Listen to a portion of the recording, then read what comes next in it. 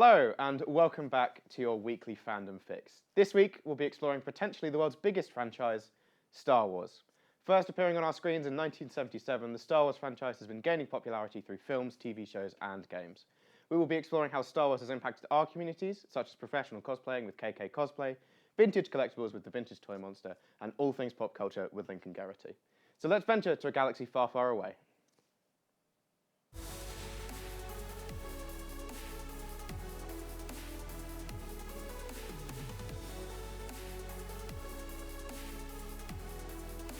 Young and old for decades. But why? I sent the fandom fixers to find out exactly what Star Wars means to people in 2023.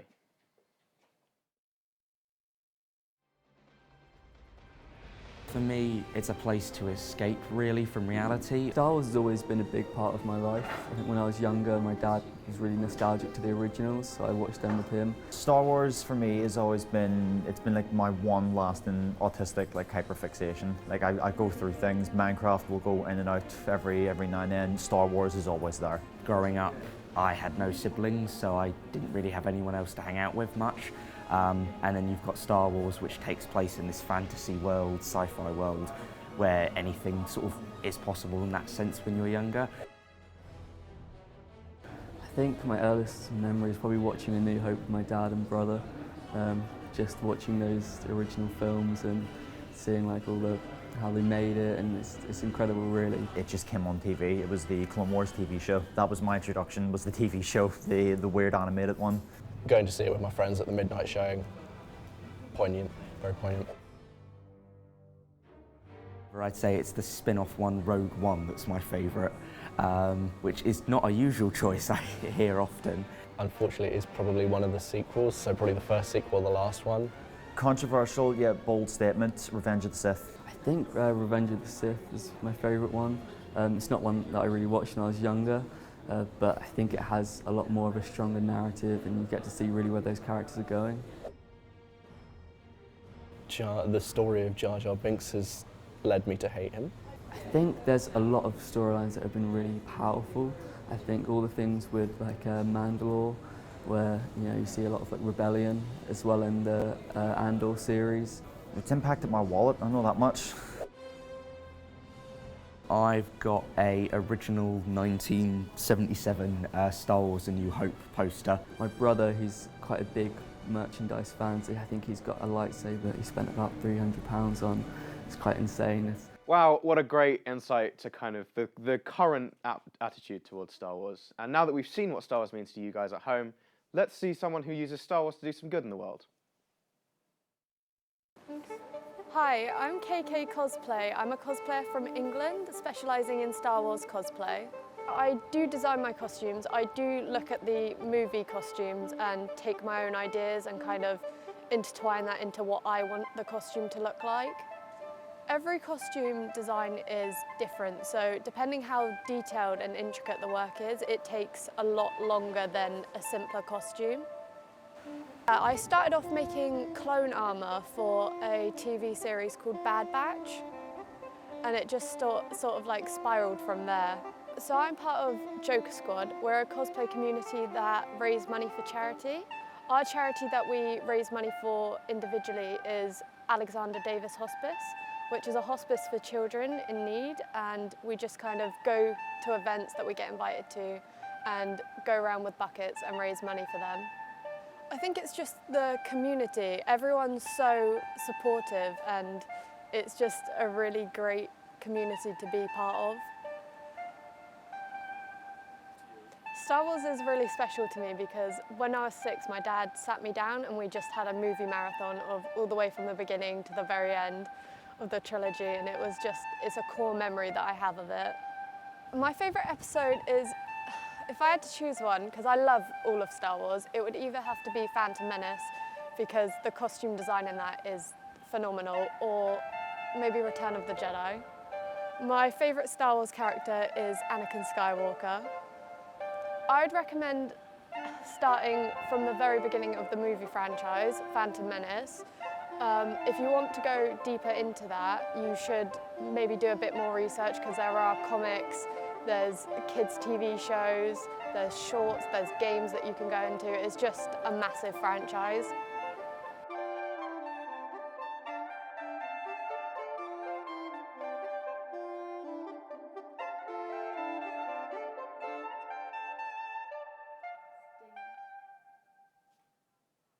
Cosplaying is such an interesting aspect of fandoms that I don't really think gets enough airtime these days.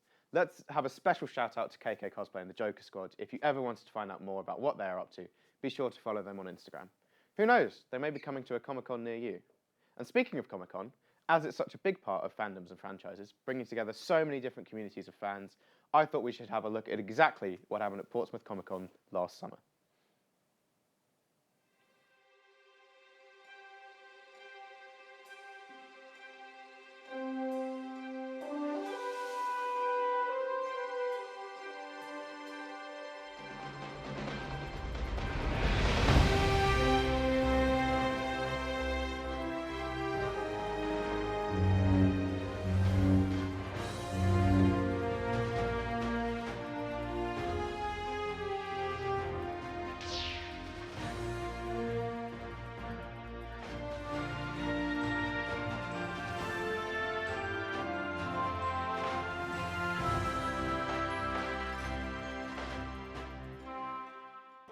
I really love it. I think it's amazing. I think it's just great for people. You can come, you get dressed up, nobody judges you. It's a really fun day.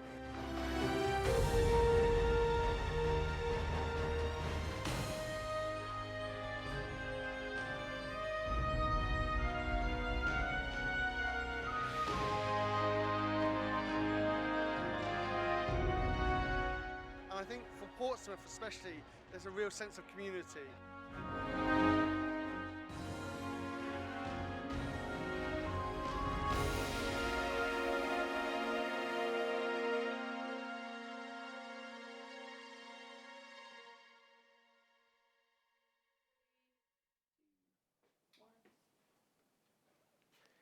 And if you are interested in going to Portsmouth Comic Con, then it will be back at the Guildhall on May 11th and 12th, 2024, and tickets are on sale now. I'm now joined in the studio by Alex, an avid Star Wars fan who's been a part of the Star Wars fandom for many years. Welcome, Alex. It's great to have you with us. Hi, thank you, Dan. Thank you for having me here. So how long have you been interested in Star Wars? I'd say I've been interested in Star Wars for about probably over 15 years now. I remember back when I was 5, my dad putting on the Clone Wars animated movie for the first time, and that was my first sort of road into the Star Wars world. And what, if you could summarise the Star Wars community very briefly, how would you summarise it? I'd say they're a mixed batch community at the moment. I'd say a lot of people are very nostalgic about the original trilogy, and some are very defensive about the new films that have come out. But it's really a community that just accepts you for who you are, no matter what point of Star Wars you started at. If you're only just starting now, they'll sort of just welcome you in, and it's a very open community to talk to. Great. And do you have a favourite scene from the films? Yes, so my favourite scene is from the Rogue One film, which not one of the numbered ones, and it's towards the end. So I always say I love the 2 hours of Rogue One. It's always good to see and things, but then you get to exactly 2 hours and 2 minutes and 30 seconds, and that's when the Darth Vader hallway scene plays, and it's just 30 seconds long of brutality, which is just great to see. Yeah, kind of reframing of the beginning of the thing. It's that nice circularity to it. Yeah. Do you collect Star Wars merchandise then? Is that kind of something you are really into? Yes, I've slowly stopped over the years, but I used to really collect the Lego stuff a lot, and then some of the Funko Pops I got into recently, which I know have become very sort of fashionable since for people collecting. And have you got a favourite piece of merchandise at all? Oh, for Lego-wise, I'd say it's probably the over £900 now value, I think, one of the first Death Star sets that came out. Does not need to talk about where I got it, but it's a very nice piece that I've got at home. And then I've also got an original 1977 Star Wars poster from back in when New Hope came out, so not signed though. And is there a piece you'd like to own one day? I'd probably say it's one of the fancy lightsabers, for example, that you've got there. There's the Darksaber from The Mandalorian that I would really like, but as a lot of people know, it's very expensive. So for now, until it goes down, I won't be getting it, but I wouldn't mind putting that on the wall one day. And are there any other fan communities you're a part of? So I'm partly part of a sort of a community that my college sort of started in Berkshire, where it's sort of like a fan reaction thing. So back when Mando first aired, you couldn't get Disney Plus in this country other than through like buying an American account. So my college bought an American account and then streamed the first episode of Mando on there. And then since graduating, we sort of just continued that trend. Every week we meet up and watch sort of the new shows and things on there. Amazing. And have you mentioned the Star Wars fandom earlier and being a kind of mixed batch. Have you ever experienced any toxicity in the fandom? Myself, not personally, but I have seen the stuff online. I would definitely have said when the sequel films originally came out, a lot of the fandom weren't too happy about it. There was a lot of mixed reviews, and I do remember hearing reports of, especially in the London Comic-Con, there were fights breaking out over about which of the new films is the best or the worst.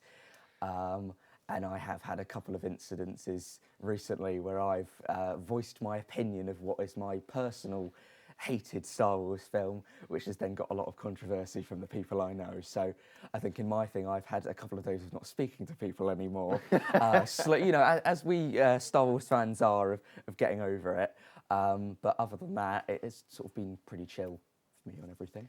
So with that, you mentioned your least favourite Star Wars piece. My next question is there a particular performance that you always have to look away from? Is there one that's just so shockingly awful that you can't quite bring yourself to watch it over and over again? I'm now going to sort of probably go to a fan-commuted, hated one of Episode 8, The Return of the Jedi. Sorry, Last Jedi. I'm so confused at times. Yes, so The Last Jedi, they've got the big fight scene in the throne room with Rey and Kylo Ren versus the Red Imperial Guards. And I just don't like how they did it. I think compared to everything else, it looks really under-choreographed. The only good moment is when the lightsabers are stopped for a second and it's actually just hand-to-hand combat. But I think that's sort of just an example of why fans sort of have just started not liking the films and more the TV shows. Because you've got moments like that in big budgets, whereas something like The Mandalorian did the exact same scene in 2 minutes and it was a lot better than the 5-minute one we got in the film. So, on the complete opposite end of the spectrum, have you got a favourite performance? Yes, but it's not from the films. It's from the Clone Wars animated TV show. So the very last episode, after they cancelled the show, they brought it back in 2020, they used motion capture for the whole thing. So they got the original actor who played Darth Maul in The Phantom Menace, and then got Ashley Eckstein, who voices Ahsoka. They got a smaller actress who looked like her to sort of play for like the motion capture. So they completely motion capped that whole fight. And sort of watching the BTS of it, you can see like the shot-for-shot recreation. So I've studied that scene a lot, and then whenever I see it now, I'm always like, oh, I wonder which part they did for motion capture and stuff for animation. So yeah, that's sort of my favourite scene. And if you could change one thing about Star Wars, what would you change? Ignoring the easy question of the sequels never happened, I'd probably change what they did with the solo Star Wars film. As well, first of all, I would release it at Christmas, as I don't think April is the best time to release a Star Wars film. But I'd probably change up what they did a little bit more, because it set up stuff in the timeline. But I believe a comic series was made after the film happened, which only opened more plot holes than filled them. So I'd probably change that around so it answers a lot of the questions that people had from the original film back in 1977, but also then sort of opened up a way for new characters to come in instead of all these games and things coming out. And finally, where would you like to see Star Wars go next? Well, a lot of their focus has been on the TV shows at the moment. I think I'd rather they focus on this new film, because I believe they're going with 3 new ones. There's Daisy Ridley's new solo film. You've got Dave Filoni's solo Star Wars film, and then potentially The Mandalorian's going to have its own thing. So I'm curious to see what it does now with the films, but I think a lot of people have accepted that TV shows are the best way for Star Wars moving forward, because instead of a 2-hour film, you could have a 6-hour season 4 of Mando, for example. Thank you so much to Alex for joining us today in the studio. Thank you so much. Thank you for having me. Join me after the break as we venture to the Vintage Toy Monster to see if they have the droids we're looking for.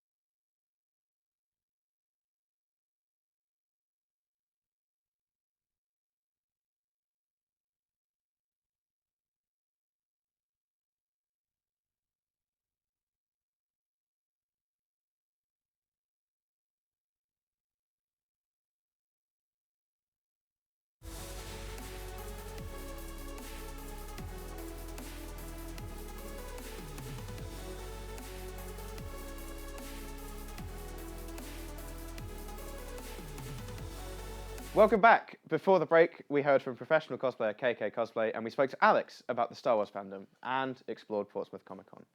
Another aspect of Star Wars fandom is toy collecting. So I sent the fandom fixers to the Vintage Toy Monster to see what they could find at our local trading post.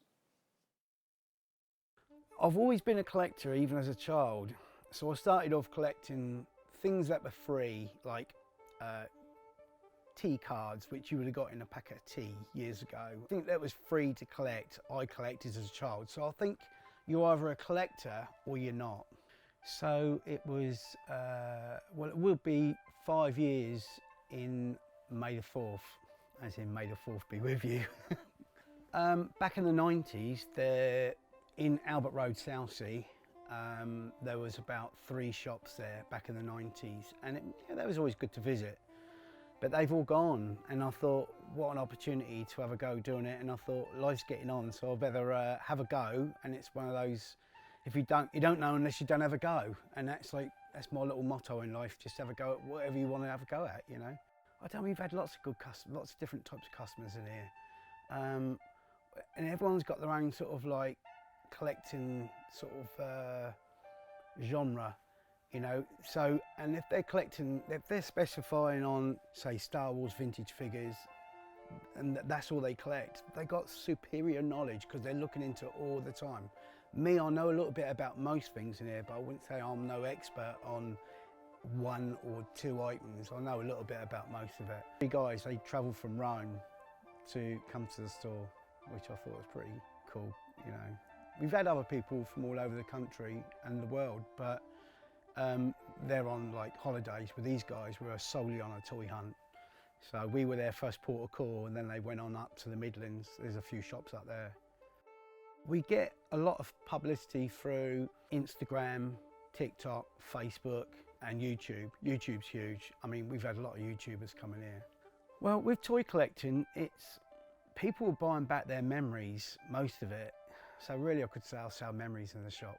So they're buying back, they start buying back what they had or they wanted as a child, and when they never had. And then sometimes it just grows from there. You know, they just carry on collecting, and then they end up collecting other things, which is easily done. So I bought recently, I had a house call, so I went to a guy's house, and he was selling some of his stuff, and in there was a rare Lego set, which I didn't even know how rare it was until I bought it. So I bought it on a bit of a gamble, and yeah, it's quite rare. It's number 2 of 300 made, so that's pretty hard to find, and I'm reluctant to sell that now because I keep looking at it. So tomorrow, we're in here tomorrow, but I'm going to do a little unboxing video tomorrow. People love unboxing, so I've sent off a load of stuff to get graded, and I've not opened it. So it's still at home. It's killing me because I love opening it to see what scores I'll get on the grades, you know, and it brings people in. Like, oh, he's got that in there. So the problem is, kids didn't really feel that they was getting value for money because they'd rather buy a bigger figure. So they end up making a cloth cape one to make it look like they're getting a bit more for their money. Like a Jawa scavenging for parts, Ian has amassed a large amount of Star Wars memorabilia, which he sells at his shop. That is a great showcase of what Ian has done to kind of celebrate his fandom and share everyone else's with the local community. If you want to check out more of what the Vintage Toy Monster has to offer, then be sure to check out his Instagram, and if you get a chance, be sure to check out his shop. And now, we're about to talk to someone who is an expert in all things pop culture. Please welcome to the studio, Professor Lincoln Garrity. Thank you so much for joining me. Thank you very much. Could you tell us a bit about your background in pop culture? Well, I was born a nerd and raised a nerd, and took a degree in nerdism.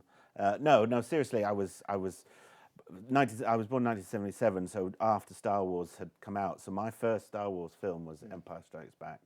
I was living in Calgary, Alberta at the time, 3, 4 years old, and the hype was real. Toys were in the shop, and I basically grew into science fiction because of Empire Strikes Back.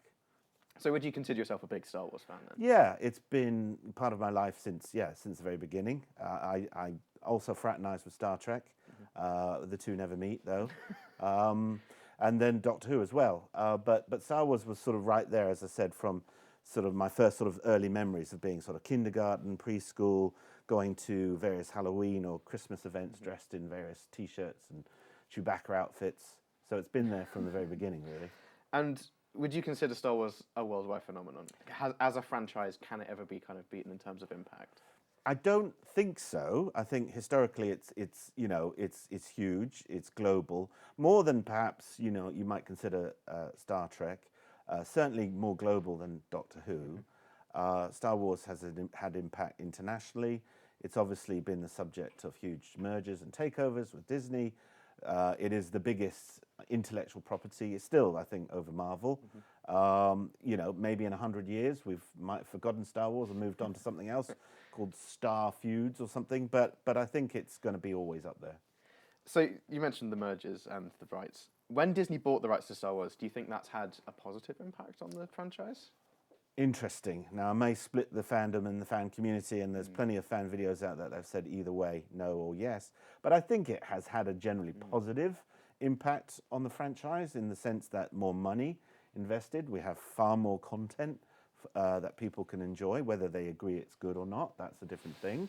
But certainly the money and the input from Disney in terms of making it really not just a sort of film franchise, but that all-round entertainment franchise with television, theme parks, briefly a hotel you can stay in character, has made Star Wars the absolute immersive experience that it is now as a franchise. And would you say those Disney Plus shows have allowed audiences to have kind of another perspective on those characters? Certainly, and I think the old expanded universe, which is what George Lucas attempted to build and certainly did very successfully when he had just the 3 films in his back pocket, and then the prequels. The expanded universe has taken a life of its own, really. The fans have taken that and made it their own. So they've invented backstories to characters. They've sort of fallen in love with very minor characters that are maybe only on screen for 2 or 3 minutes.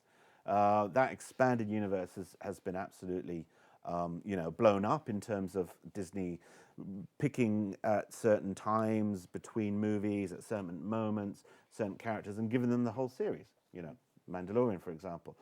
You could argue that if that was just in the movies, he would have been a very minor character at the back of a scene. But the series has been able to expand his character, his relationship to this cute fella, and that allows fans, again, more access to the expanded universe.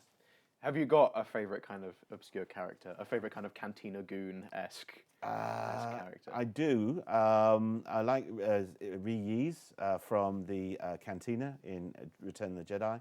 Bubo, who is just a frog-like creature that sits there and bobbing away to the music. He's got his own backstory in the novels, right? And again, to find out a little bit more, that actually that little frog creature talks. He's sort of a bounty hunter. He's a snivelling little conniving little bastard, basically. Actually adds so much colour. So when you watch the film again, you say, I know what he's up to. He's there for some nefarious reasons. So going back to the Disney Plus shows, these shows have allowed some characters to get a new lease of life, perhaps a new reappraisal, especially Hayden Christensen and maybe Ahmed Best, who plays Jar Jar Binks.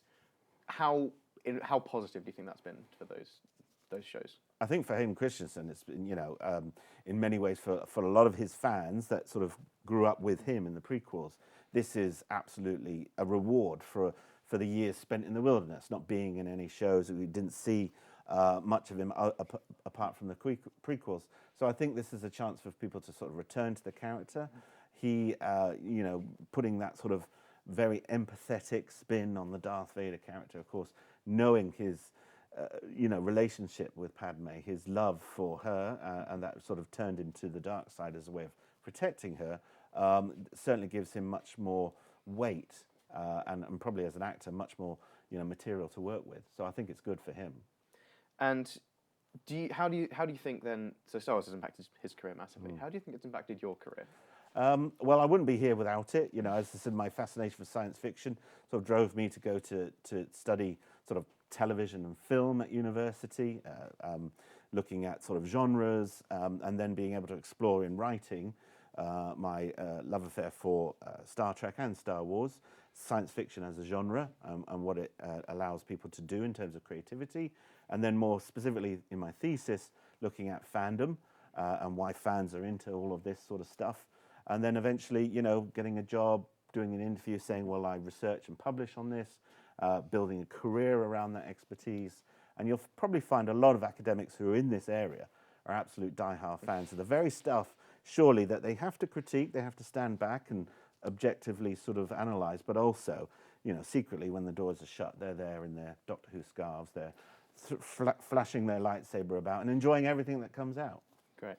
And to kind of finish up, have you got a favourite Star Wars film? Which one is your favourite? Favourite Star Wars film, Empire Strikes Back, I think, only because I've got those sort of memories of going to see it as a toddler, as a wee nipper. But I do enjoy, obviously, New Hope, and I have memories of seeing it on television for the first time rather than the cinema. So even more nostalgically, it's the adverts in between scenes that I can remember. You know, Purcell ads and at Christmas when Star Wars was the big Christmas movie on ITV. I do enjoy the Force Awakens. I know again that's controversial, but I thought that was a nostalgic romp, returning us to the world of Star Wars. So in that order, probably Empire Strikes Back, Star Wars, Force Awakens, and Return of the Jedi maybe, and the others in order. Amazing. Thank you so much for joining me today. And thank you to everyone who's joined me today. Be sure to join in next week, to tune in next week even, as we venture beyond time and space as we explore Doctor Who. And remember, may the Force be with you.